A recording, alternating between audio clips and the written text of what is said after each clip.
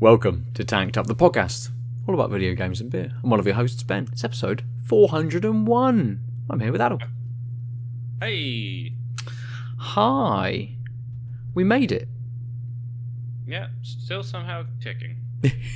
400 didn't kill us, even though it was nearly 3 hours. I've yet to edit it, so that might kill me, but we'll find out. See how well all those tracks line up.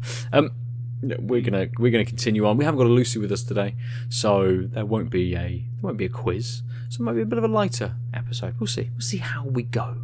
But as we do each and every week, we're gonna open up some beers. I'm gonna start. I'm a bit parched, so I'm gonna crack this open. I mentioned it last week on episode 400, and I'm gonna drink the Arbor Emperor's collaboration. It is called Jabba the Nut, and as you would expect from Emperors and the Star Wars relation, the scroll on the front is the flavour text. So, Jabba the Nut. A long time ago in a brewery not too far away, we got together with our friends from Emperor's Brewery and created an Imperial Walnut Whip Stout. The stout was captured and trapped in 15 oak barrels, where it remained for a full year before being released by our intrepid packaging team. Foregoing their usual propensity for the noble pint can, the team set about transferring the beer into a number of 440ml cans, deemed more suitable for beer of such magnitude. And it is 10%. Nice. But it is not a vegan beer. It's got lactose in it. So that's nice. Yes. I mean, it's fine. Yeah. What are you drinking this evening? I've got Stigbergets Double Nelson Dippa. It's 8.4%. Nice. So I'm not familiar with them. Wait. Yeah. That's kind of why I bought it, which is like, oh, never heard of these. Stigbergets is in Gothenburg. Mm-hmm. Yeah. I don't recall ever having from them. The Double Nelson is actually quite amazing because it's two seagulls wrestling. Yep. And like each putting them, both seagulls I think are putting. Maybe only one seagull's putting the other in a Nelson. Like it's very good. Nelson. It's very good. But yeah, it's kind of wild. Yes. So 8.4%. Doesn't say anything else. I'm assuming it has Nelson Sauvin hops in it just by the name. But yeah. Cool. Nice. Okay. Good. Let's get these cracked. I should have cracked mine already, but I didn't. I was marvelling at the seagulls. Oh, that's spat everywhere. Oh wow. A touch of a taste before I smell it or pour it, just to get it off my hands. Oh, that's velvety. Even just pouring, that looks velvety. Nice. Put that one over that side. There we go. As you would expect, a walnut whip stout is so incredibly dark. There's no light bleed in that at all. You can just see from where it's pointing towards the light, the etching of the left-handed giant glass. But not kind of as it's pointed towards. Head's disappeared really quickly. Big nose, bit of alcohol on there, bit of sweetness. It's almost a bit, I don't know, dark chocolate in there. There's like the sweetness is maybe a little, almost kind of not necessarily aniseed, but it's almost kind of edging towards that sort of way. Like maybe it's a little bit sort of cherry, a little bit sort of Dr. Peppery almost in the nose to it. Oh, interesting. Not necessarily marzipan. What's marzipan? Marzipan's almonds, isn't it? But it's kind of got that little bit, and I guess that's what the walnut is giving a little bit. Maybe there's a bit of more sweet nuttiness that's kind of coming through. That's a goddamn smooth beer. Instantly, as soon as you sip it, it's just so smooth. Lovely kind of medium bodied, not too viscous, but it's really, really smooth. And that flavour's lovely. There is that sweetness in there, definitely. And again, just edges on that, like kind of maybe more. It is maybe more cherry kind of in the flavour, but a huge amounts of dark chocolate in here, and I think it's that the combination of kind of like the walnut, or at least then maybe the lactose is just heightening that little bit, just to bring that sweetness and make it maybe a little bit more, not kind of nutty sweet, but kind of a little bit, I don't know, what's the word I'm looking for? That's what I'm looking for. That's the exact noise that this beer elicits from me. Oh, I'm gonna have to just continue to drink it and see. You don't get quite so much of the alcohol on the flavour that I was getting through the nose, which is great. So it's you can't tell that it's a really big beer. I wouldn't put it at 10% just through sort of the smooth body to it and the flavour of it. I'd put it maybe a little bit lower than that, but you don't get that burn. I think it was on one of the beers I drank last week, and there was that little bit of sort of alcohol burn kind of in there, where it was up towards that sort of 8% mark. But this, not at all. Don't get that at all. That sounds great. It's really nice. Really nice. Almost edges on a barley wine. You know, it's that kind of level of sort of sweetness and just that touch of alcohol right in the background to it. But yeah, very good, very good. How about the Stigbergets? The Double Nelson. So it is Stigbergets. They're Stigbergets. Yeah. Stigbergets. It's hazy, slightly more orangey straw color, but like almost solid. It's as opaque as yours, right? Yeah. Like you can barely see my hand making any shadows. It's got a nice little light head. It poured kind of exactly like this and just stuck around. It immediately got a bit of a grapey, like a white grape off the pour, and like nice thick dank hops as well. Nice. It was like with the nose, like literally cracked the can. It was like, oh shit. But you were talking, so I didn't want to say anything. But yeah, that dankness is still lingering on the nose, and like I said, a little bit of like a green or white grape. Really, I'm glad the dankness is lighter on the nose than when the initial hit, because that would be a bit much, because it was quite like, oh shit, and now it's just like nice. Oh, that's very satisfying. I'm having those up right away. Yeah, do it. Lucy's in the chat. She's not feeling very well, so that's why she's not joining us this week, but she is in the Twitch chat. Just mentioning they haven't had tea bags in the house for a week, so her tea is tasting almost as good. She says as good as beer today. So one thing I have to say is that at that 8.4%, it does have that viscosity. This is a nice thick double IPA. It feels got volume. I would say it finishes with a bit more. So it starts with a bit more of that grape, but it finishes with some light stone fruit. Oh, that dankness is pitch perfect for that balance. That movement between the two fruity like types of fruit, and it just lingers. I would get more from them already. Yeah. What I like about it is that dankness is coupled with a level of bitterness, but like it's not in your face. It does mean that the finish has this like low level bitter, which is kind of what I want. So it's not lingering too long, and it's like slope fading away, but it means I don't like I'm still tasting something, so I'm not but it's light enough, and it still finishes with a bit of a wet mouthfeel that I'm not like rushing to replace this like kind of a taste that maybe I don't want. It's lingering. I can still taste beer, so I kind of can drink it on my own terms, which might be quicker. This is very tasty. I really like this. It's what am I trying to say? There's a lot going on. There's these nice full flavors. It feels thick and a bit creamy. I wonder if there's oats in here actually. Yep, multi-barley oat, sweet. That makes sense. Nice. Just because that creaminess and that thickness is not just 8%. It's not just from the alcohol, but all these things. But it's still quite light to drink. It just Mhm. like has this fullness, but it's not like big. It's not like boisterous. It's just really full, and there's like a nice nuance that you can kind of taste it.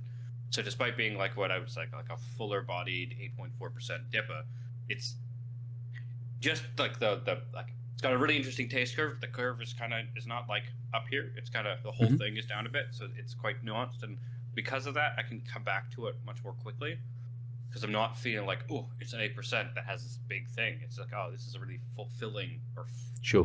full but not expanded, I guess. Nice, good. Be interesting to see how it kind of fleshes out over the next kind of 30 minutes or so. See if it gets any bigger, or you just start to get used to those flavors that little bit as well. So yeah. Nice. Let's then jump straight into games, I suppose, or have we got some news this week? We have try and news. follow the format. Oh, we do have news. Okay. News. I've been kind of out of the loop for the week, so I've not seen much. It's mild news. It's Like the weather. mostly I just wanted to bring up that. So, both of us were big fans of Suicide Squad: Stop the Planet, or whatever the fuck it was called. I have no idea what that game's called. Something something Save the Justice League, or Kill the Justice League, or Hang Out with the Justice League, Party with the Justice League. Yeah. But Warner Brothers in a Morgan Stanley investor event, the CEO of and president of streaming and games, J.B. Perrette. Good lord, what a Warner Brothers Discovery CEO and president of streaming and games. What? So hang on. But doing an investors thing to J.P. Morgan or Morgan Stanley or something like too many initials. They were hosting here. the event. He What's was going on? speaking at it, presumably Right. to convince people who have money to further invest in WB because their plan is good. He basically said, last year's best-selling game for Warner Brothers was like Hogwarts Legacy. Oh yeah, Hazard Chazza. And Suicide Squad, less so. But get this, it's he says the big console releases can be volatile. That's a great business when you have a hit like Hogwarts Legacy. It makes the year look amazing. Unfortunately, we also have disappointments. We just released Suicide Squad this quarter, and which was not as strong. It just makes it very volatile. Okay. So what do you think the new strategy is? There's the new game. More Harry Potter games, more single player experiences. I imagine you're going to tell me it's the exact opposite. Sort of. I mean, so he like highlighted that they've got like a bunch of they've got the rights to billion-dollar IPs like Batman, or sorry, DC, Harry Potter, and a couple others. But within the studio segment, we're doubling down on games as an area where we think there's a lot more growth opportunity that we can tap to with the IP that we have and some of the capabilities on the studio side, where we're uniquely positioned as both a publisher and a developer. This pivot will see the company emphasizing its live service offerings rather than just launching a one-and-done console game. How do we develop a game around, for example, Hogwarts Legacy or Harry Potter that's a live service where people can live and work and build and play in the world on an ongoing basis? And keep giving us money. Yeah. Harry Potter MMO is obviously greenlit, I guess. Like, but also like Suicide Squad, if anything, is this close to the style of a live service game. Is this like communal, because it's just 4-player looter shooter. Yep. Yeah. It failed miserably. That means you should do AAA console titles. Like, you want to go? It's weird. Like I don't. The thing that you did, the Hogwarts Legacy was a single player, narrative focused, IP driven thing. Yeah. Suicide Squad was a multiplayer. Somewhere in between live service and like Counter-Strike, right? Like it's in that looter shooter is in that space that's very Sure. close to. And one did well, one did not. And Well, the answer is pivot away from written, directed plot that was driving a game. I don't know how well like Borderlands 3 did, let's say, because Suicide Squad, one of the closer amalgams to it would be something like Borderlands, right? Looter shooter, maybe a little bit more kind of chaotic and stuff, like first person rather than sort of third person, but that's all online 4-player co-op and things like that as well. And Gearbox as a company are a bit problematic, or at least their, again, upper management and some very specific people are a little bit problematic.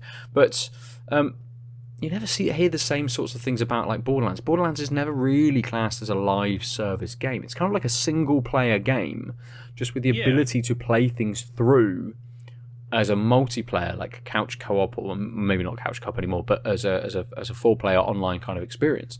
I guess the difference is that this is a more of a like Outriders type situation, like it's MMO light, isn't it? Yes. In that sort of sense. And there's plenty of MMOs which have failed, which have been around for only a number of years, rather than like the behemoths that have stuck around for tens of years.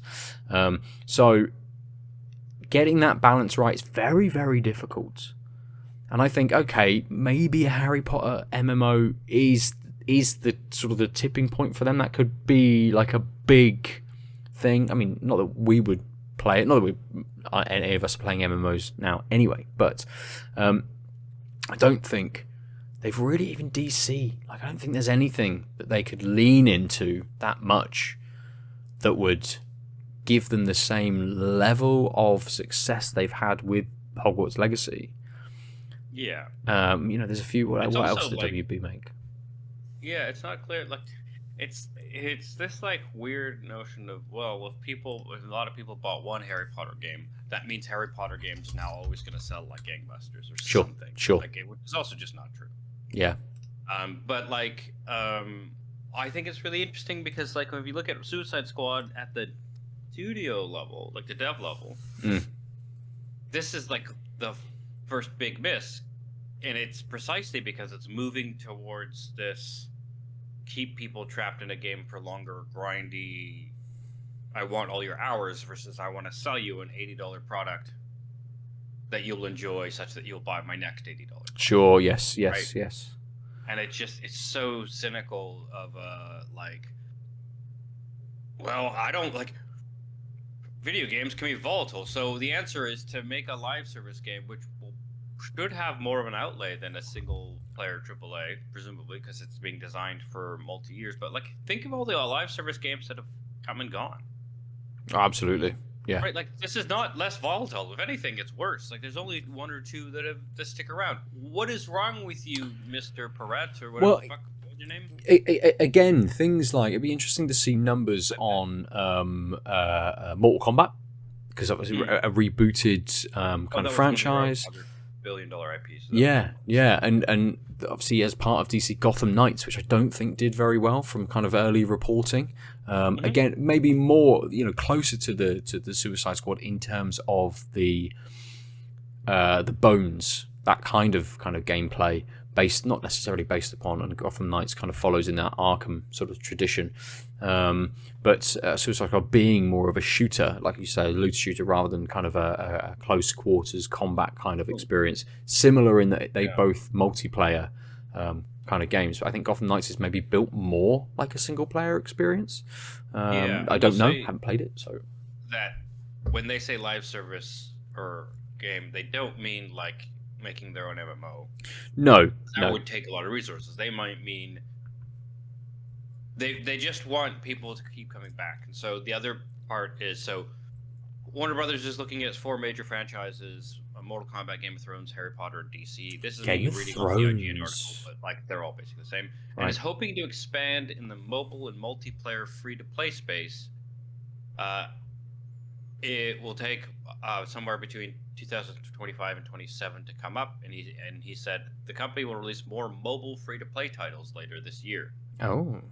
So they want multi-platform free. Like they want to make their like Harry Potter Fortnite, presumably, or maybe like Warner Brothers Fortnite. So it'll be like, oh yeah, did you see what Scorpion did to Snape?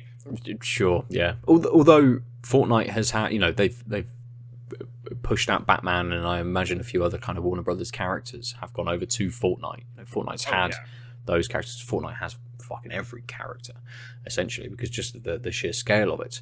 It'd be interesting to see other games. I don't know whether they hold the license, whether it was kind of one and done individual games for things like Shadow of Mordor, those kinds, those Lord of the Rings kind of games. I don't think they hold rights to Lord of the Rings. They might just have the ability to make some games within that, or maybe not now. Game of Thrones is an interesting one because have you seen a Game of Thrones game that isn't like random knockoff kind of style RTS mobile-y kind of thing? But that's what they want, and like clearly it must. So I'm guessing that the fact that I didn't even clock that there are video games Game of Thrones, there probably are, but like they're probably making tons of money on these, right? And the like initial outlay, like the cost of these things aren't high, and microtransactions, like really this is like microtransactions, and like multi-platform in a certain sense means like low fidelity in hope you understand the way I'm using the term, right? Like you don't need if it plays on a mobile phone, there's just less stuff you're doing in the game. Technically, I'm not saying these games are worse or whatever, but like it just from the amount of like the type of resource allocation they have to do is much different for a Suicide Squad versus a game that's also playable on a mobile. Sure, that's all. Sure. Yeah. And if you're just looking at that old bottom line, then like if you've got a couple of these like bullshit Game of Thrones games that neither of us knew existed, and they're being mentioned, they're definitely making money. So why not? There's a Quidditch game coming out, apparently, or is what they want to do, and like it'll be stuff like that, where their console PC games will be these like, I guess Quidditch 2025. What's it, Quidditch Cup? Or again, like Final Fantasy did with Blitzball. Like it's built. I don't know whether Quidditch is in Hogwarts Legacy. I would imagine it is in some sense. But Final Fantasy kind of locked Blitzball into Final Fantasy X, whereas they've used other elements like Triple Triad, the card games that came out of like Final Fantasy VIII and 9 and stuff to push into other games. There's now one in Final Fantasy VII Rebirth, kind of a different kind of version. But when Final Fantasy XI came out, it came with a free kind of version of an online playing of Triple Triad. And that was great. I spent most of my time after buying Final Fantasy XI playing Triple Triad instead. And you've got to think that they can pull, I suppose, whatever they want from any of these kinds of IP to make, I suppose, whatever kind of game. Especially if they're looking to go into like the mobile space. A level of complexity that's different. Yeah, very much. And, doing a Quidditch game in and of itself might not, pull too much in. But if it's an online game with a season pass, with all of those cosmetics, that's simple to play on your mobile phone, you can absolutely see that kind of coming out. It's not necessarily like a Pokemon Go style thing, like a gacha kind of game, but at least it might be a daily check-in for a hell of a lot of people. Yep. Lucy's in the chat and says, make more Space Jam games. And I'm like, that's how... Multiverses, mate. Multiverses. What if Space Jam is the new Fortnite? What if Space Jam is their hub world? Well, this is, I think... And then you have Dothraki playing basketball and Quidditch. Mate, you've got Jason Momoa as Khal Drogo and Jason Momoa as Aquaman. And then probably Jason Momoa as whatever else Warner Brothers gets him to do. It's perfect. You can reuse the assets. It's exactly what they want. Cost savings. Exactly, just a different costume every time for the same head, essentially. Yep. But multiverses. Even the skins are getting reused. It's literally like just Jason Momoa in like a white t-shirt and jeans, and they're like Aquaman in casual wear. Dressed up with some ears on in a Space Jam outfit. They're like, here's Bugs Bunny. Just that. And then they've got Drogo in a casual wear, and it's the same skin, but they charge you twice for it. So Lucy reminds me with Space Jam, multiverses kind of came and went. Not even last year, 2022 maybe, that it was out in beta for absolutely ages, and then just has disappeared. And is again news from weeks ago that it's maybe on the way back potentially. Who knows? But multiverses could be their big. It's that Super Smash Brothers style game where you can play as all of those characters across. So it's got like Arya from Game of Thrones. It's got Bugs Bunny in it, obviously. And it's got LeBron in his Space Jam outfit and stuff, and Batman and Wonder Woman and stuff. Space Jam LeBron, exactly. And I think that was maybe like, and again, that very much can be a live service game. You will come in and you will play. You will check in every day for your 50 credits reward kind of thing. That will go towards a 5,000, cost character or skin or something like that. So over 100 days, over 3 years, over a year, you can unlock 3 characters for free if you check in every day. That kind of random sort of shit that the sort of live service games kind of bring you. We say this, I think it's just depends on what the live service game is to capture people, because I'm still playing Marvel Snap, and I still play every day. Yeah. Oh, I didn't realize that. Yeah. How's Snap? It's good. I'm enjoying like the meta of high-end deck building and stuff. There's a few cards I still don't have, which are like top tier kind of decks. But I've money, right? So no, I because of the Google rewards I get every month, I am buying basically the monthly season pass, which is normally $9.99, and I'm paying about £4 or £5, maybe, depending on how many points across a month that I have saved. So I'm spending maybe £5 a month on it, something like that. So I'm not a whale, I'm like a beluga or something like that, I suppose. Belugas are whales. Yes. I'm just not a giant one, not a blue whale, I'm like a beluga whale. I wouldn't say you're a whale. Whales are very, you're like a porpoise, like a nurse shark. Yeah.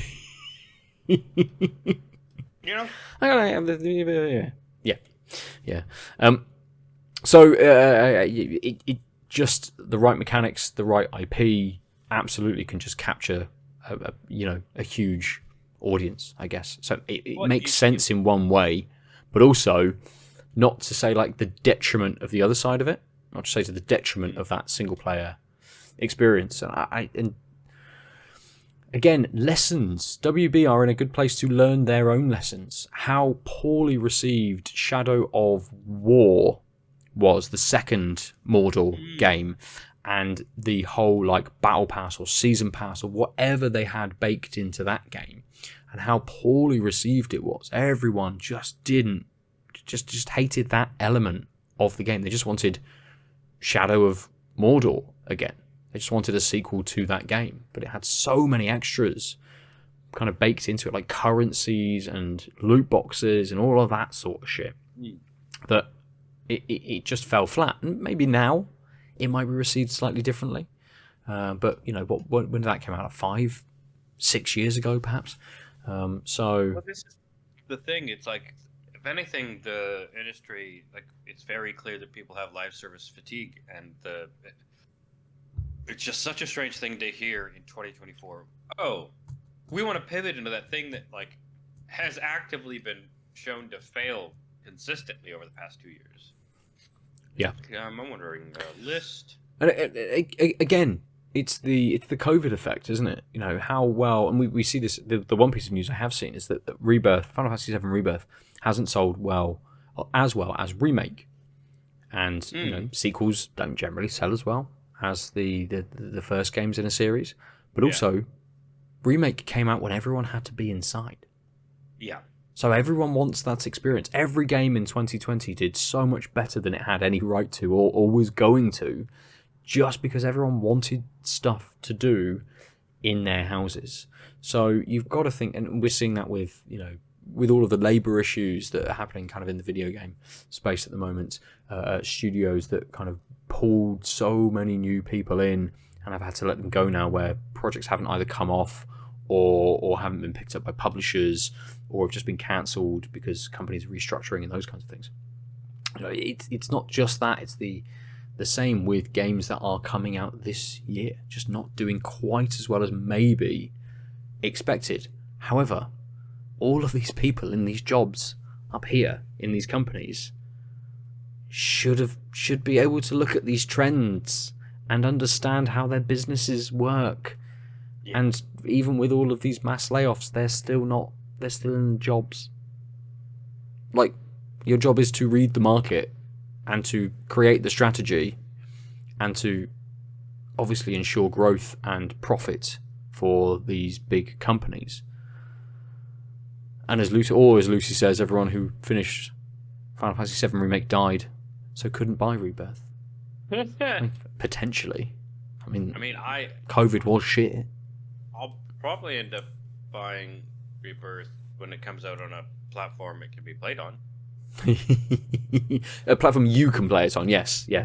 Oh, that was my other mild piece of news. I found out that Ghost of Tsushima is coming to PC this month. Oh, is it? Yeah. That's a good game. That's a really good game. That's what I heard, and I was like, oh, that's also, like, I think I'm in the mood for, like, a medium, like, not an RPG length thing, but something, which is why I haven't restarted. Oh, man. That game will look beautiful on PC. Yeah. Yeah, and it's, like, the right kind of AR, like, actiony, like, it's, you know, when we talked about the upcoming DLC for Elden Ring, it's like, right, that's another game that would look pretty and is in a similar move set, although obviously a different style of game. Interesting, because PlayStation 5, I think as an exclusive, has Rise of the Ronin coming this month as well, which is maybe not quite Ghost of Tsushima, but sits in that same kind of action RPG sort of space. It's maybe a bit more Assassin's Creedy in what I've seen from kind of some of it. But interesting that they've got that as a exclusive, maybe a console exclusive, I'm not sure. But then putting Ghost of Tsushima on PC. It'd be interesting to see what game follows what and how they want to market that, if they even think about that sort of shit. But so I have to say that so it's coming up May 16th. So not this month. I misremembered right. M month. But in the in their little tagline in the about this game, it says experience it with unlocked frame rates and a variety of graphics options tailored to a wide range of hardware. Don't make that your first fucking bullet point. But they're upscaling frame generation, and then they have Japanese lip sync. Enjoy a more authentic experience with lip sync for Japanese voiceover made possible by cinematics being rendered in real time by your PC. So if you remember, there was that game had you could go in Kurosawa mode and you could have Japanese or English voice, but the Japanese didn't change the animation. The animations. And they literally say, what I loved about it is you can now get it because we can get your PC to render it on the fly in a way that we couldn't do with PlayStation. That's what that says, right? It says, absolutely. Enjoy a more authentic experience with lip sync made possible by cinematics being rendered in real time by your PC. That is such a wild way to communicate that. It is. What will be interesting will be, is there a minimum spec for this game? Is there then a minimum spec for this game and the Japanese voice animations? I would guess, given the minimum spec, it's just rendering. If it can render because there was no, the cutscenes were in-game cutscenes, right? They weren't so if it's a PC, I think it's more of because then there's no modeling of AI and crap, right? You can just render the scene. So if you can render the lush scenes when things are moving around and the player's inputting, then when you're backing off, I assume it's be easier, but I don't know enough about the game and when the dialogue happens. But as far as I can see, it's we don't know, because the minimum and recommended specs are 64-bit processor and operating system, OS TBD, processor TBD, graphics TBD. Again, what was Ghost of Tsushima? 2019, maybe? 2020. Was it? Yeah. Oh. That's a COVID game as well. Okay. I think things had probably opened up because it's a summer game. But yeah, interesting. Okay, cool. Nice. We should probably move into games that we've played, perhaps, because I've got a couple of things I want to touch on this week. One of them is going to be Final Fantasy VII Rebirth, so strap in, everybody. That's coming up momentarily. But the first one I want to touch on is a game called Preserve, which I've been playing a preview of, and I've been playing it for a couple of weeks, or had access for a couple of weeks, and there's a demo on Steam now. But Preserve is it's kind of a puzzle game, but it's a nature building puzzle game, based around having a barren map of hexagons in front of you and getting a set of cards, essentially, and using each card on one of those hexagonal tiles to create the kind of the rebuilding of nature, let's say. And Preserve, and at least in its Steam page, shows lots of lovely, lush kinds of little areas, different sort of biomes and things. The preview, and I would imagine that the demo, only allows you to access one, which is the first one kind of within the game. And its main, or at least how it appears on the menu, its main mode is kind of like sandbox, right? Here is a set of tiles. Here is the cards in front of you. Get a score, and you can then knock another set of tiles and use all of your cards, and you'll populate a new set of cards, or use your cards in a way that then allows you to get more cards. And what you're doing is basically you're using rain cards or lakes and rivers to create a base for the environment. You're then adding on top of that with like grasslands or forests or mountains. You then have animals and biodiversity which can live within those different areas. So in the for the first area you had like the grasslands, and you could have like a goat that would live in it. You could have deer or boar that would live in the woods. You can have bees which will live in flowered areas, and this does change up that kind of little bit. It's obviously very limited in the preview that I've been playing, and it felt good. It felt like a kind of a reasonable sort of open-ended element. It's in the same vein as something like Dorfromantik, which again was a kind of a tile picker. Here is a tile, place it on your board. Here is a tile, place it on your board, and link it with the other ones. Very much will live in a similar space to that. But what I preferred was, I can't remember what the mode's called. I would have to bring the game up to know exactly what it was, unless maybe the Steam page says multiple game modes besides regular harmony and puzzle game modes. So it's kind of like the puzzle mode. Basically, it presents a puzzle in front of you and says, you've got 5 cards. You need to... this is the solution we want from you. You're like, okay, well, how do I use those cards to get that solution? Great, I've done it. I'll move on to the next puzzle. So that's the thing I enjoyed more about this game. That there is a set puzzle mode rather than kind of open-ended, keep expanding this space kind of thing. It was more, how can I strategically how can I get to the goal that they want me to, rather than just hit the next kind of points total and open the next area or get the next set of tiles to place on as a map to expand what I'm already doing. It was like, cool, I've got 12 tiles and all of them have to be forests. How do I do that? Or I've got 24 tiles and they want 12 forests and they want 12 kind of grasslands. How can I facilitate those kinds of things? And that can't remember the name of the game, and I want to quickly look at Steve. Preserve. And it's very chill. There's no rush to any of this. As I like with a lot of my puzzle games, just that kind of ability to go, great, let's just have a bash at this. There's no kind of need. There's no rush. There's no time pressure on any of this.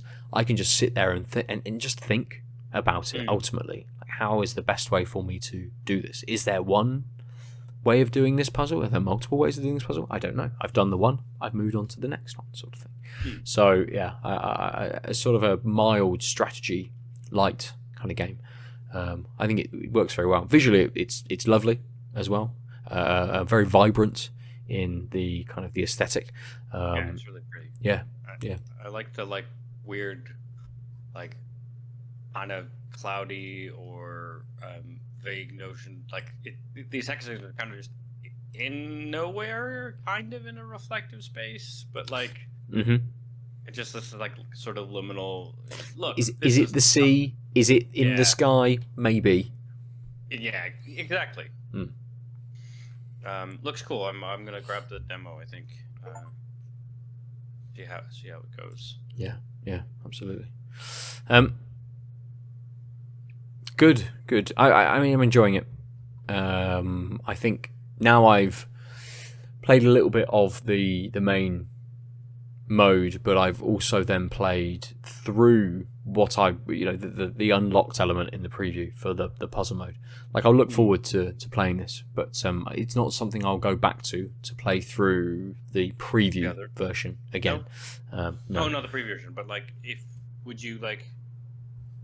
there was like a daily puzzle, would that be a thing you could see yourself like? Maybe not a daily puzzle. I don't think it's that kind of thing that I would want to go and play sort of daily. But it's more like, I know that there is a bank of 100 puzzles here. I'm like, I'm in the mood just to do this kind of mild strategy and mild kind of puzzle game. I'll go in and I'll play 2, 3, 5 puzzles. Cool. I've had my fill. I can come away from it now. So I think that the kind of coming back to this game will very much, for me, rely on how many of those puzzles there will be in that mode to kind of go through. And as I say, yes, there is like an open-ended mode, but I can't see myself, as I don't necessarily go back that much to Dwarf Romantique, which is kind of an open-ended, get to the score kind of thing. You've got 50 tiles. You can generate more tiles by getting more things on the map, by linking more areas and things like that, and you can keep going. But I haven't been back to Dwarf Romantique for some time. When was the last time I played that? October of last year was the last time I played that. So yeah, it's definitely one where it for me, Preserve will live and die on that puzzle mode. Really, that makes sense. Yeah. So the only other game that I've put any amount of time in. To talk briefly about my small game experience. Oh yeah, go on then. It's actually a thing that Lucy pointed me towards, which is of course New York Times has a new game in beta called Strands. Yeah. Nice. Like I said, small conversation. So it's like a word finding game. So like a word jumble. And you've got a 1, 2, 3, 4, 5, 6 by 1, 2, 3, 4, 5, 6, 7, 6 by 8 grid of letters, and there's it's literally like 4 days old or something like that. Like they've been in beta, and you got a theme. Today's theme is "Don't do it!" ! And then you look for words, and then as you look for words, if you find words, it fills in a bit of a hint meter. And then when that meter's full, you could click, and it'll give you a hint, which is basically one of the words, because the idea is the entire 6 by 8 space has a solution. It's actually a set of words that are associated with a theme, and the theme is a term that will go from either the top to the bottom, or the left to the right. Because again, this is one of those word jumbles where you can go diagonal and stuff, right? It's not just so. It's actually much harder to find the fact that it's weird because like if it was just a vertical horizontal one, the like answer would probably pop out of you but because each letter can hypothetically go to all the letters around it, and then that one can go to all the letters around that minus the one it came from. It's actually quite hard to see the words right away, but sure. The thing is, it's not timed. There's no points, but you can use a hint. If you find enough words, it'll tell you if you used a word before. But the interesting thing is, of course, because it's one of these like Wordle, these games now, New York Times has figured out people love, being able to post this crap on social media. So now there's like, you get a number of bubbles that are equivalent to the number of words that are in the thing. So like normally there's about 8-ish words, right? And the spanogram, the one that spans the whole thing, that is the theme, shows up in yellow. The rest show up in blue. It tells you when you found that one. When you find a word, it'll say, "Yep, that's a word," but it's not one of our hints, so it doesn't those letters don't say highlighted. Once they're used up properly by a word in the theme, they're out, and so you end up with the full 6x8 grid filled up with these traced out words in blue, and then the one in yellow. And then you get at the end your results, which will be like, none of your mistakes or guesses show up. It's just the order in which you found blue words, the spanogram, and asked for hints, because the hints give you one of the blue words. So it's like this set of bubbles, and so it's like a light bulb emoji for using a hint, a blue one for getting a blue word, a yellow one for getting a yellow word, and then you just get this sequence of like 8-ish bubbles, right? And so then you get to like try and figure out how soon can you get the yellow, like, because you get this output. It's like, oh, well, how soon? Like, oh, today I got 4 blues, then the yellow, then 3 blues. I didn't use a hint. Great. And it's just one of those things where I've already started when I get into the office to just like get myself into a mind space. I usually open up Wordle, the mini crossword connections, and now I have added strands to this. I'm like, if they keep doing this, I'm no longer be able to do this because it's wasting time at work. Well, I think we'll get into maybe a bigger conversation when Lucy's back. Obviously, someone else who plays a lot of these kinds of things, and Kim plays Wordle almost every day still, and I think something that this suite of games, I don't know whether it was they were doing it before Wordle or whether this is something that's been added they do very well, is giving you that graphic for like shareability. How well did you do with everybody else? I can share how well I've done with everyone. They can see exactly the letters I got first and how that worked out, or the words I got first, how quickly it took me and how long it took me to do these kinds of things. I think this suite of games does that very well for continued engagement. And maybe it's a bigger conversation about engagement, bringing people back, how that's kind of shown in things when Lucy's here as well. But it sounds fun. Sounds like, again, another, as you say, just added to the list of kind of light games to play to get the mind going before you start your kind of anything for the day sort of thing. Yeah. Well, I think you're exactly right. I think there's, so like, I'm in a Facebook group that's like that when Wordle was a big thing, in some of my other Facebook groups, people started posting it. So we made this Wordle Nerdles group, so you wouldn't have to spam your Facebook feed or these other groups about it, and they were just a place. And then when Connections came out, they just started doing the daily Wordle blurb and the Connections blurb. And then thanks to Lucy, because Lucy sent me the link before it was on the actual New York, like the first couple days, it wasn't on the drop-down menu, but you could go directly to the URL. So was it for subscribers sort of only? But the beta test wasn't closed. It's just they didn't share the thing. Yeah. So I just like sent that to the group. I'm like, oh, by the way, there's this new fun game. So now it's just like now people are just posting all 3. Sure. Yeah. And it's like, great, that's gonna keep me doing this, and because I do like word finds, and it's nice and quick. And you know what I have noticed is, if my brain isn't working well and I can't get the answer to some of these, I just leave them open on a tab where I come back. Yeah. And I was just like, right, so that's why I'm not actually that worried about them coming up with like 7 more that I'm going to like lose my mind by starting my day with 45 minutes of games. Just because usually it's just, this actually helps. It's actually helped being like a good guide of like, oh, am I still tired? Because it's like, oh, I'm staring at Connections and I can't see anything. And on a normal day, I usually can see it really easily. I'm pretty good at not making mistakes in Connections. Yeah. And so if I sit down and I'm staring at it, I'm like, nope, no idea. Cool. I'll come back. But that means I might start the day with emails rather than like go straight into marketing or something like that. Sure. Nice. Yeah. Good. Yeah. Anyway, so that, like I said, small experience. Yeah. Very unlike Final Fantasy VII Rebirth, which how deep do I get? We've been going nearly an hour. How deep do I get into Final Fantasy VII Rebirth? Maybe I'll get as deep as I am into the game. In that, I have put in 12 hours, and I am only on the 4th chapter. And this is with me skipping the first chapter, because I'd done the demo. That was essentially chapter 1.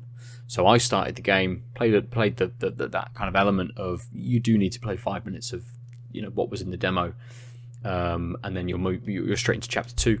You're in Calm. You do the grasslands section. You hit the Chocobo farm, and you're making your way through this area to get to Junon. And I've basically done that first grasslands area, done the Mithril mine. And within 12 hours, I've got to the area that is just before Junon, essentially. It's insane that something like Final Fantasy VII as an original game was maybe 35, 40 hours. And I am now like 12 hours into that middle section of the game, which was like a 4-hour section of that element, and they've managed to push this over such a big amount of time. Feel stretched, I think, is the key. So I like would be the key, yes. Yeah. I like what they've done. I like that the area, it's not an open world, it is a big huge open area. The grasslands is massive. And it's got Calm in it. It's got a couple of different kind of environments in there. What they've done is they have... I don't know how much of Remake you played, but there's a character called Chadley, the worst possible name ever for any character. Yeah. But Chadley shows up, and he's like, "Hey, I don't really work for Shinra anymore, sure, but can you help me discover the world?" And with that comes all of these icons across the map. But all of that has an output in terms of the items you get. Obviously, there's battles, there's experience to earn to level up your characters and things like that. But they've kind of taken the Ubisoft approach and gone, here's a tower you should open, and that will tell you where the things within this area are. You could stumble across them without doing those towers, absolutely, and you'd have to do some extensive kind of exploration to be able to find all of that. But it does and it doesn't feel a bit stretched. So there's elements which do, having to, I'm doing a quest over here, and they're like, go all the way over here for no reason at all onto the other side of the map. And I'm like, I've already come from that area. So anything I would discover on the way here, I've already discovered. So pushing me back over that way isn't giving me any sense of discovery. It's not pushing me through things that I might not have experienced already. It just seems like for the sake of we didn't know where to put this, so it's over here kind of thing. And there's fast travel, and I'm using that a reasonable amount to blip between kind of the areas. And again, this is just the grasslands. This is just the first area that you kind of come out to, and it feels quite big to start with, but once you've navigated it a little bit, it doesn't, that sense of scale that I first felt when I got into the grasslands has calmed down a little bit. I'm like, okay, yes, I get the size of this space.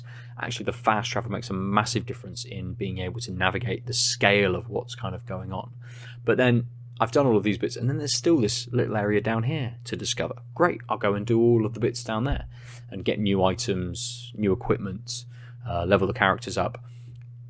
And more importantly, do a lot of side quests, which open up that extra bit of story, right? So there's the kind of the element that Final Fantasy VII as a experience is 30 hours because it is quite a linear experience. Yes, there's a world map, but you have to go from here to here. you just fight a bunch of stuff in a zigzag pattern on the way to it. And you can go back to those areas when the world opens up and you get the airship and that kind of stuff. So, there's a little bit of that traversal. You get the golden chocobo, whatever, however you're moving around that world map in the original Final Fantasy VII to be able to go to those different places and get those different things. This very much is like taking that idea and bringing it down into, here is an area that we want you to explore. Great, now you've done that, and as I have done, you then get the Mithril Mine area, you move through that to get to the Junon kind of area outside. Yeah. So, I'm looking forward to getting into Junon and doing the whole military parade type thing, just to see how insane they've made that, basically. See what ridiculousness they have. In the original game, Cloud kind of comes in and has to go and get the uniform and move through the base and then do the actual parade kind of thing. See how close of an amalgam they have to the exactly. But it's kind of good in a way that I'm not absolutely blasting through this story. Again, you said, how quickly am I going to get to Gold Saucer? Well, I'm fucking not. That Gold Saucer is fucking miles away, right, at the moment. And they made quite a bit of Gold Saucer in all of their promos and advertising and that sort of stuff. You're like, come here and play all of these mini games. But actually, there's a reasonable amount of kind of like mini gamey bits kind of on the way to that as well. They've almost gamified lots of elements of the game itself, in terms of collecting things, fighting enemies, doing stuff in the open world to then open up some more of Chadley's like training fights and things, or making You're right. It's a dumb. It really is. And again, summons work in a slightly different way as well, in that you don't have to go around and find the materia. It's not hidden within the world somewhere. It is. Chadley has a VR sim for it, but what he does is within the world there are shrines, and if you visit the shrine, it essentially lets you bring the summon down a level, so you can get straight into the area and you could try and fight it to win the materia, or you could explore a bit, hit one of the shrines and go, cool, I can take this down to level 2 rather than it being at level 3. I can instantly take this down to level 2. Cool.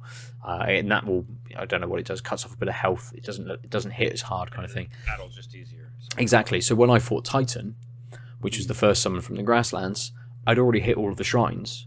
So I'm like, I'll just put this. I don't have time to do like a 10-minute fight with a fucking summon. I'll drop this down to level 0, and like I've beaten it within 2 minutes. I'm like, cool. That suits me. That suits what I'm trying to do. Oh yeah, that's a nice perfectly. Yeah. So wait, does that mean that at some point in the game, Knights of the Round is just gonna be on Chadley's little doohickey? Well, I don't know, because I would imagine you go to the Golden Island or whatever, that the island in the top right, to get some item that allows you to put it in his system. There's potentially gotta be some, like, secret. So it'll be interesting to see how like non-standard quote unquote summons and end up being acquirable. Yeah, absolutely. God, I love that game. I kind of just want to play FF7 again now. Oh, I saw someone had been like, in the run-up to Rebirth, had been playing the original FF7. And I'm like, I should play that. And looking at the remastered version, like, it looks so different to the original version. And I'm like, no, I need to play the original fucking version. I need fucking. Oh, you mean the remastered? Yeah, no. I need this box. I need a PS1, and I need to just put that in and just absolutely fucking smash it. Yeah, my copy's somewhere in this room, but it's I don't think I can actually use it because it's the original 4-disc PC CD-ROM set. Ah, nice. Okay. And does your PC have a CD-ROM? No. Also, I lent it to a bunch of people over the years, and those CDs are not in the best shape. Is it? Have you still got the cardboard box for it, or are they like rubber banded together essentially? Oh no, it's in a beat up cardboard sleeve. Nice, right? Yeah. But also because it was 4 discs, it's in this like double tall pure cardboard, no jewel case, which is the problem. Yeah, I remember. Yeah, arrived well, and that's actually one of the problems is because you just slid the CD into a slit in the sleeve. cardboard. Yeah. So it would just like every time you took it in and out, it was getting scratched up in a way that like CDs aren't designed to be put there. Like there's no like padding or plastic to click in. It's just slided into cardboard. Like, IDOS, what were you thinking? And I suppose yours is an NTSC version as well. So I don't know how. I didn't even think about that. Yeah, I don't even know how SCART things work anymore. You know, you'd have to find an NTSC PS1. Well, no, but this is PC, right? So it's PC. Absolutely, absolutely, yes. But also, I do own. Now I've got to see what version I own on Steam. Oh, you've got it on Steam. Okay. Yeah, of course I do. It's my favorite game. Final Fantasy VII store page. I think it's the OG. Yes. No, I remember this. Yeah, so if you actually go to the page, it says RPG Classic Final Fantasy VII returns to PC now with brand new online features. July 2013. Okay. And then, if I recall correctly, last time I tried to play this on the PC, so one of the things which is nice is they like did optimize it for Windows operating systems. Mm-hmm.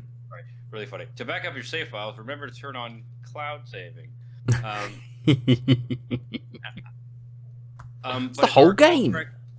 If I recall correctly, I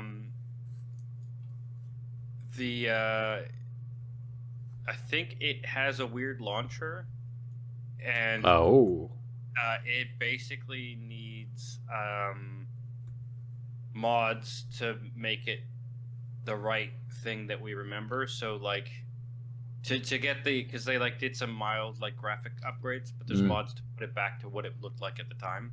I think there's mouths instead of no mouths, for example. Oh really? Right. Like weird shit like that. Same polygons, but they've just added more to make it look stupid.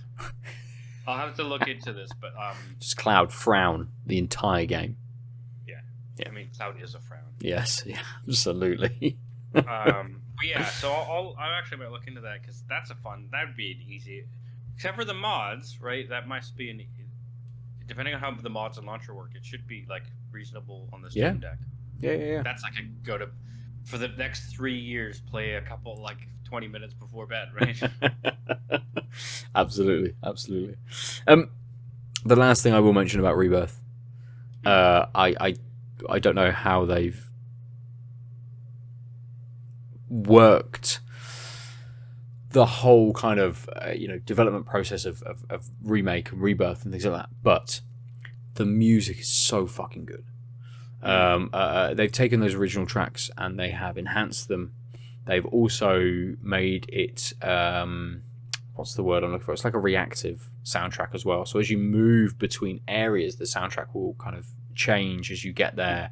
You get to the Chocobo farm, kind of the Chocobo theme kind of kicks in, or a light version kind of comes in at various points. Obviously, the sort of the original score, but as a modern version or modernly recorded version, kind of kicks in, and just the music is so good because more so than playing the story, because the story is again, you had this 30-hour experience as a story, and you hit those story beats, and that kind of gives you that nostalgic hit. They're so spread out now across this experience of remake and rebirth that doesn't give it to you, doesn't give you that nostalgic hit, but the music just hits every single time, and you're like, even with some of the newer tracks, you're like, this fits really, really well with the sort of the themes of the game and the original soundtrack, and you're just like, are we going along, and suddenly something will kick in. I'm like, yes, this is exactly the right song for this moment. Like, they've done so well at putting all of that together. Like, so far, Rebirth as a package is just phenomenal, really. But I'm only 12 hours in. I'm chapter 4 of a 10, 12, 13-ish chapter game. I would imagine varying lengths of those chapters. But this game goes up to the City of the Ancients. So Yes. if I've played 12 hours and I'm at June, and I've got another 40 hours maybe. Yeah. If I do everything, Grasslands, I did everything in the Grasslands. I killed all of the fiends, all of the special fiends that were around. I got all of the towers. I did all of the shrines. I found the fucking Moogle house. That's a whole fucking weird thing now. So they've expanded on 7 so much that I like. The calls for remakes of like 8 or 9. 9 I could see, again, more fantasy style setting. 9 I could see coming in at a similar kind of, or as a similar experience to the trilogy of Final Fantasy VII Remake. 8, I've got no idea how they would do what they're doing here with 8. 8 seems like such a linear story in comparison.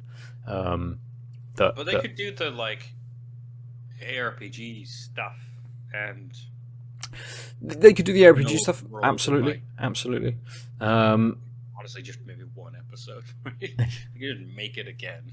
They could just make it again with different combat, and it's a 60-hour experience rather than a 30-hour experience. Don't extend it that much. 8 is such a good story. The idea of the school and kind of Ultra Mercia pulling across like Cypher into being her like pawn, and how actually she's playing all of the characters in there to sort of do what she wants until the kind of the castle at the end and the ultimate battle and stuff like that. Such a good game. 8 is a really, really fucking good game. But pure emo, like it hit me at exactly the right time. Angry teen, angry Final Fantasy game. Yeah. So as a product again, but I don't think I'd want that expanded world that I'm getting with 7. Like, I love the world of 7. I want more of what's going on in the world. With 8, I just like that story. I don't think I cared about what is going on in the rest of the world. This is the kind of, as most films or stories or novels are, this is the most interesting point in time for this world right now. And I think 8 hits that absolutely. Whereas 7, I think, has so many extra bits that can pull from it because it is such a fleshed out world. Even in the original game, you can see what's without all the like added world building. Absolutely. So I mean, more reporting on Rebirth as I get through it. Who knows? Next week I might have only played another 4 hours. I might have played another 12. I don't know. We'll see how my week shakes out. But I don't think I'll be playing anything else now for a few weeks perhaps. There's no big releases coming out unless we get some nice codes for review for certain games and things. Final Fantasy VII Rebirth will ultimately be what I'm playing, to Lucy's chagrin and demise, essentially. When I come on next week, I'm like, we're only going to talk about my next 12 hours in Rebirth. That's all we're talking about this week. Sorry. So maybe we'll see Lucy in about a month's time, ultimately, until I've finished the game. But no, we won't. Hopefully she's feeling better and back with us next week. But let's finish there for today and round up on our beers. I have just read what Lucy has said in the Twitch chat, which was that she blacked out during that entire conversation. Absolutely. I completely get it, mate. I completely get it. However, Final Fantasy is so cool. Why would you want to talk about it all the time? However, this beer, the Arbor and the Emperor's Jabba the Nuts, it's so fucking good. I've still got like a third of a glass left. Yeah, I'm surprised at how it felt like you were enjoying it, but like not needing to drink it and kind of being able to savor it. Very much. It's not dry. I expected it to be a lot drier than it is. It's not wet, but it's not a dry beer. It's not kind of neither a washer nor a dryer. No, exactly. It's like a garden. It's a breezy day. It's maintained the flavour that I was originally getting an hour or so ago, even now. Like lovely dark chocolate that just runs all the way through this. That slightly cherry, again walnut, I'm not really sure, but a very sweet kind of cherry, maybe almondy kind of flavour to it. And I think that's maybe the walnut with lactose just altering that very slightly. I think Kim's home from a yoga session and she's burnt some flatbread. I can smell it up here. Might have to run down and just tell her in a bit when we finish. Hope you're not smelling burnt toast. I definitely am smelling burnt toast. Absolutely. That's not a After 10% beer, especially. Rip. But no, it's so good. It's so good that flavour just lasts so long. I mean, I could nurse this for, the next 30 minutes or so. Yeah. I'll probably finish it within the next 5. We'll finish up here and I'll go downstairs and just finish it. But yeah, this is very, very good. Yeah, I'm looking forward to trying to see if I can track it down here in the north. So it's an Arbor made beer. Yeah. I don't know how many you get up in Durham these days, or what breweries you get from Bristol. The one place that had Arbor occasionally was in Newcastle, and that place is no longer running. So okay. So I haven't actually seen a lot of Arbor, but luckily I know the people who run the craft places in town, and so I can just ask if they can get it rather than do they get it, right? Like, just because it's not in the fridge doesn't mean they can't get it. Sure. Yeah. Nice. I suppose it's kind of what you want, almost, to be able to request stuff. Yeah, I mean, the worst I can say is no, but also... Sure. I might be coming to Bristol next weekend. We're not here next weekend. Are you not? No, It's like the only weekend in like the last 3 months that we're not here. What? Where are you off to? I mean, they were exciting. Just it's my niece's birthday, so yeah, we're heading down to have a family weekend. Sucks. So the other thing though is after next week, term is over. This was Easter break. Yep. But it's the Easter holidays, and there's Easter term where there's no teaching; it's just marking. So right. And then the summer. So I'm less tethered. Nice. To the north. And one of the things now that I have stability is like, I get to exploit that stability to leave. Ironically. Yes. So I'd like to see more of the people I care about more often. It's like I no longer have to stress about things, and part of that is being able to not feel guilty about going places. Right? Mm-hmm. So I suspect I'll have more time in Bristol. Going. Yeah. As Lucy says, brewery road trips. Yeah, well. Exactly. Just bop on down to Birmingham, knock on Lucy's door, and like, where are you taking us then? Yeah. I mean, we've tried that before. Been wandering the streets like fucking nomads that are drunk off the boards. I mean, that's we'll line it up for episode 450 or something at Birmingham that's reunion. Still in like a year, you know that, right? Oh, I suppose it would be, wouldn't it? Like, yeah, let's maybe 400's wild. Yeah. Or maybe 420. Maybe we'll do a special 420 episode. But yeah, good. How was the beer? Loved it. I'm gonna see. So this is next time in the Hobknocker. I'm actually ask if he can get more Stigbergets, because I really enjoyed it. Like I said, there's this it's this 8.4% double. It's got this it had this huge dank wave on the nose, and I was expecting a much more boisterous beer, but in fact it was just like full-bodied. It has interesting nuance, and as I got used to it, the dankness kind of faded to the background, which let the stone fruit and actually the grapey notes come through a little more, and I just have this lovely lingering light bitterness. That's just been sitting with me for the past half hour. I finished the beer a while ago. It's still in my mouth. I think it's that full-bodiedness, that strength means that my palate's not going to let go of this for a while. Mm-hmm. It's like again, super low level, but I can still taste it, and I haven't had a sip in 10 minutes, right? I can still taste this beer. Nice, yeah, and that's really great. Good, But yeah. good. I was just having a quick look at where potentially online I could get some Stigbergets. It's an area of Gothenburg in Sweden, which I imagine is where the brewery is probably based. They've done a collaboration with Left Handed Giant recently. They've produced a beer called Amazing Pills, which I guess is a Pils, 4.8%, a Pilsner.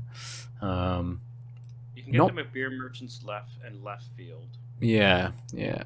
Have a little look around and see what I can get. Albatross. There's just a beer called Albatross. Barreled stout. Ooh, they do a 7% NEPA as well.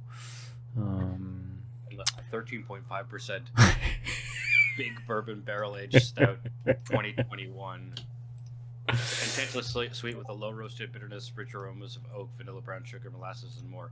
Just 11 quid for a can. This is the problem with podcasting at the start of the month when all of the money is everywhere. It's like, let's just buy lots of beer. I wish. For yourself, yes. Good. We will finish there for this week then. You can get us on the socials at Tanked Upcast. Follow us over on Twitter or hit one of us up. I'm at Nova_47 and Aadil is at the Omniarch. And we can bring you over to the Discord where you can come talk to us. And everyone who is congregating around our beer and gaming community to talk about those things or talk about movies. Lots of people, or a few people in the Discord talking about Dune 2 as well recently. So come on by, come and see what we're doing. Or go to our YouTube page to see our faces and see the beers that we have been drinking as well. Or join us each and every week on Twitch as we record live for these episodes. Come in and ask us questions. Get involved in the conversation as well that way. Rate and review us on your podcast service of choice if you have the inclination to do so. It only take you a couple of minutes and it always helps. But that's it, I think, for the places we are, the beers we drank, the games we played, and Warner Brothers doubling down of strategy. We throw our hands up in the air. So More like dead service.